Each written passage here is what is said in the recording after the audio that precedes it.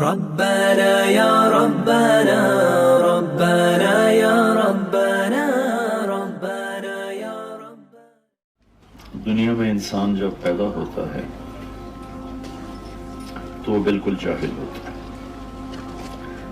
ان کو ذرا یہاں سے ہٹا پلیز۔ اللہ تعالیٰ فرماتے ہیں واللہ اخرجکم من بطون امہاتکم لا تعلمون شیئا، ہم تمہیں دنیا میں جب لے کر آئے تم کچھ بھی نہیں جانتے تھے، زیرو ہوتا ہے۔ اس کے مقابلے میں باقی جتنی مخلوق ہے وہ انڈے سے نکلی یا پیٹ سے نکلی وہ انتہائی تعلیم یافتہ ہوتی۔ اس کے لیے قرآن کی دوسری آیت، ہمارے لیے میں نے آیت پڑھ کے سنائی لا تعلمون شیئا، تم کچھ بھی نہیں جانتے تھے۔ باقی مخلوق کے لیے اللہ تعالیٰ نے آیت سنائی ربنا الذی اعطی کل شیء خلقہ ثم ھدی، رب وہ ہے جو پیدا کرتا ہے ہر شے کو اور اسے علم دیتا ہے، اسے ہدایت دیتا ہے۔ چیونٹی کتنی چھوٹی سی ہوتی، اس کا انڈا اس سے بھی چھوٹا ہوتا اور اس کی پیدائش ایک اندھیر سوراخ میں ہوتی، لیکن اس کو لائن اور صرف 1 سینٹی میٹر دیکھ سکتی، اس سے آگے وہ دیکھ نہیں سکتی۔ اسے لائن بنانا کون سکھاتا؟ اسے باہر شربت کا قطرہ گرے تو خوشبو سونگ کر وہاں پہنچنا اسے کون سکھاتا؟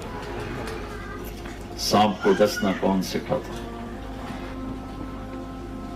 جتنی مخلوق ہے انسان کے علاوہ اعلیٰ تعلیم یافتہ۔ آج پہلا دن ہے، چوہا اپنے گھر سے نکلا، سامنے بلی نظر آئی بھاگ کے اندر، اس کو تو پتہ ہی نہیں یہ کیا چیز ہے، کیسے اسے پتہ چلا کہ یہ دشمن ہے اور یہ میری جان کو خطرہ ہے۔ ربنا الذی اعطی کل شیء خلقہ ثم ھدی، پھر ان کا علم اتنا طاقتور ہے کہ ان کے علم میں غلط فیڈنگ کوئی نہیں، ان کے اندر صحیح علم ہے۔ آپ شیر کے آگے گھاس رکھ دیں، وہ بھوکا مر جائے گا، بیٹھا بیٹھا گھاس نہیں کھائے گا۔ آپ بکری کے آگے گوشت رکھ دیں، وہ بیٹھے بیٹھے بھوک سے مر جائے گی، نہیں کھائے گی۔ اس کے اندر کا سسٹم بولتا ہے کہ یہ میری غذا نہیں، میرا پرہیز۔ یہ سارے مرد بھی بیٹھے ہیں، عورتیں بھی، کئیوں کو شوگر ہوگی، شوگر والے کے سامنے مٹھائی رکھو، دیکھو کیسے کھاتا، اپنے آپ کو تسلی دے گا آج ایک گولی ود کھا رہا ہوں، خود ہی تسلی دیتا ہے۔ تو عقاب کو اونچی اڑان کون سکھاتا؟ مچھلی کو تیرنا کون سکھاتا؟ تھنوں میں دودھ کون بناتا ہے؟ درخت بھی سمجھدار ہے کہ اپنے علم کے خلاف نہیں کرتے، کبھی آم پہ انگور نہیں نکلے، کبھی امرود پہ سیب نہیں نکلے گا، کریلے کا ذائقہ کبھی میٹھا نہیں ہوگا۔ تو یہ جو بے جان چیزیں ہیں نباتات، ان کا علم بھی اتنا کامل ہے کہ اس کے خلاف نہیں کرتے۔ انسان جاہل پیدا ہوتا ہے اور پھر یہ علم ہوش میں آ کے لیتا ہے، اور اس کے سامنے 2 علم، اس کے اندر غلط بھی فیڈ ہوتا ہے، صحیح بھی فیڈ ہوتا ہے۔ باقی کسی بھی مخلوق میں غلط فیڈنگ نہیں ہو سکتی، جتنا مرضی آپ زور لگا لیں، ان کے اندر اللہ نے صحیح چپ فٹ کی، اس کے اندر غلط میسج جاتا ہی نہیں۔ انسان کے اندر غلط میسج بھی چلا جاتا ہے، صحیح میسج بھی چلا جاتا ہے، دونوں طرح کے۔ جب غلط جاتا ہے تو یہ غلط چلتا ہے، جب صحیح جاتا ہے تو یہ صحیح چلتا ہے، کہ اس کا پیپر ہو رہا ہے۔ ہم دنیا میں خود نہیں آئے، بھیجے گئے ہیں۔ کس نے بھیجا ہے؟ ان ربکم اللہ، تمہارا رب اللہ ہے۔ وہ کون ہے؟ الذی خلق السماوات والارض فی 6 ایام، وہ ہے جس نے 6 دن میں زمین آسمان بنایا۔ ثم استوى علی العرش، پھر اس نے عرش پہ استوا کیا۔ اور کیا کرتا ہے؟ یغشی اللیل النہار، دن اور رات کا نظام چلاتا۔ اور کیا کرتا ہے؟ یولج اللیل فی النہار، راتوں کو لمبا کرنا شروع کر دیتا ہے، دن کو چھوٹا کرنا شروع کر دیتا ہے، جیسے اب شروع ہو چکا ہے۔ اور کیا کرتا ہے؟ وَيُولِجُ النَّهَارَ فِي اللَّيْلِ، وہ دن کو لمبا کرنا شروع کر دیتا ہے، رات کو چھوٹا کرنا شروع کر دیتا ہے۔ اچھا، اور کیا کرتا ہے؟ الشمس والقمر والنجوم مسخرات بأمرہ، سورج ہو، چاند ہو، سیارے ہوں، ستارے ہوں، گلیکسیز ہوں، سب اس کتابیں ہیں، سب پر یمسک السماوات والارض ان تزولا، پوری کائنات پر اس کا قبضہ ہے۔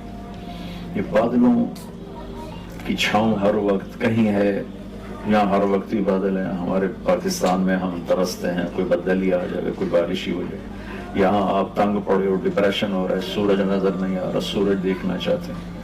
تو یہ اللہ اپنی نشانیاں بتاتا ہے، کہتا ہے اگر مجھے پہچاننا ہے تو ان فی خلق السماوات والارض، زمین آسمان میں غور کرو، واختلاف اللیل والنہار، دن کے اجالے رات کے اندھیرے میں غور کرو، والفلک التی تجری فی البحر بما ينفع الناس، سمندر میں جہازوں کے چلنے پر غور کرو، وما انزل اللہ من السماء من ماء، آسمان سے برستے پانی پر غور کرو، وبث فیہا من کل دابہ، اور پھر اس میں زندگی کا پروان چڑھنے پر غور کرو، وتصریف الریاح، موسموں کے بدلنے پہ غور کرو، والسحاب المسخر بین السماء والارض، زمین آسمان کے درمیان یہ بادل ہی بادل ہیں، یہ کون لے کے آ رہا ہے؟ لآیات لقوم یعقلون، اس میں تمہیں ہر چیز میں اللہ کے جلوے نظر آئیں گے، اللہ کی قدرت نظر آئے گی۔ سنريهم آياتنا في الآفاق وفي أنفسهم حتى يتبين لهم أنه الحق، ہم تمہیں چپے چپے ذرے ذرے میں، حتیٰ کہ تمہاری اپنی ذات میں اپنی قدرت دکھائیں گے، تم پکار اٹھو گے کہ اللہ ہے، تم رہ نہیں سکتے اس کے بولے بغیر، کوئی ہے، اللہ ہے۔ ذالکم اللہ ربکم الحق۔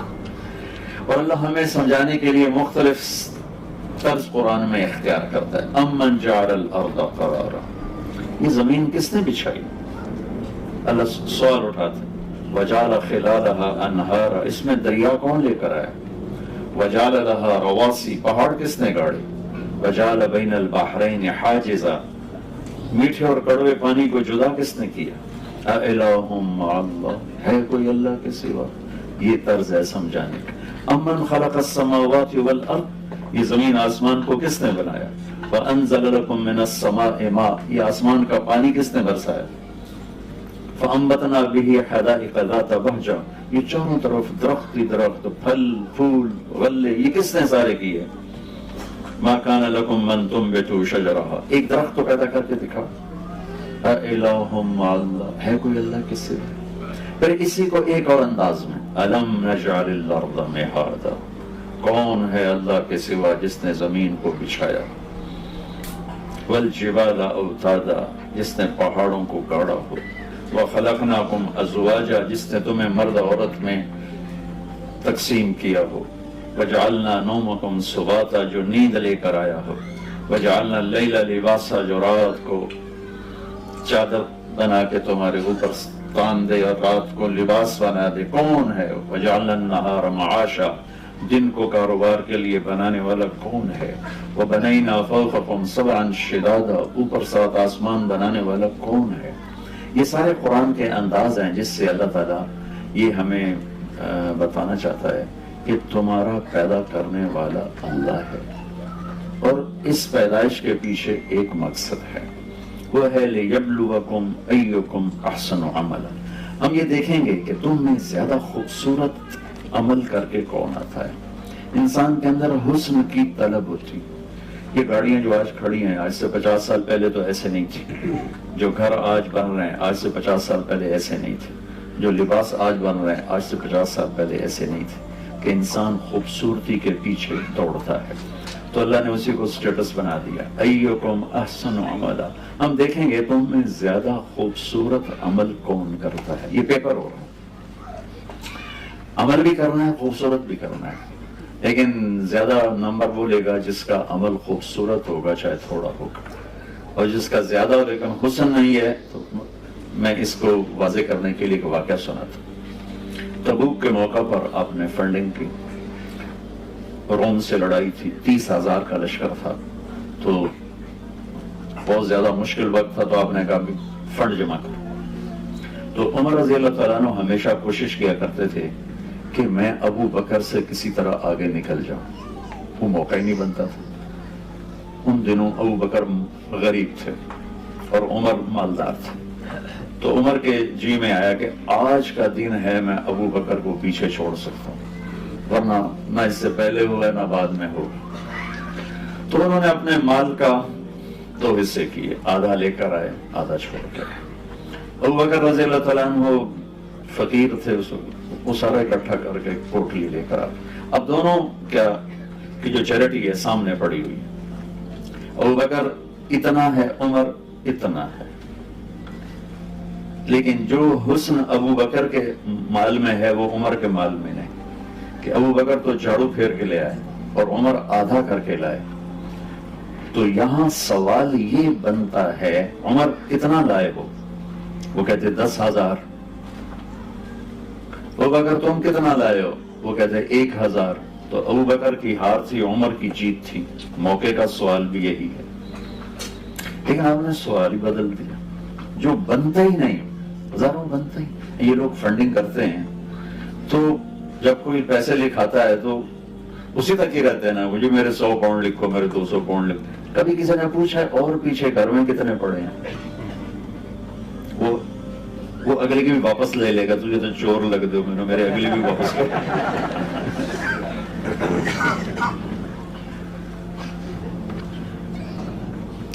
تو میں قربان جاؤں اپنے نبی پر، اور اللہ تعالیٰ بھی ابو بکر کو جتلانا چاہتے ہیں، چونکہ پیپر جو ہو رہا ہے وہ زیادہ کا نہیں ہو رہا، خوبصورتی کا ہو رہا ہے. کون زیادہ خوبصورت کام کر